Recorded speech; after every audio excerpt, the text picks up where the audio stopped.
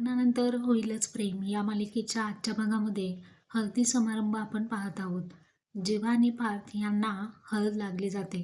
नंदिनी आणि काव्या या दोघींना पार्थ आणि जीवा या दोघांची उष्टी हळद पोचवण्यासाठी साधी माणसाची टीम आलेली असते.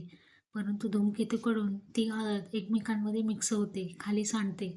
यावरती काव्या म्हणते, सांडली म्हणून काय झालं? मी असं समजेन की माझ्या नवऱ्याची म्हणजे पार्थचीच हळद आहे आणि दुसरी हळद मिक्स झालेली म्हणजे माझं नेहमीच बलं व्हावं असं वाटणाऱ्या माझ्या मित्राची हळद मी लावली आहे असं मी समजेन. तसंच नंदिनी म्हणते, हळद मिक्स झाली म्हणून काय झालं?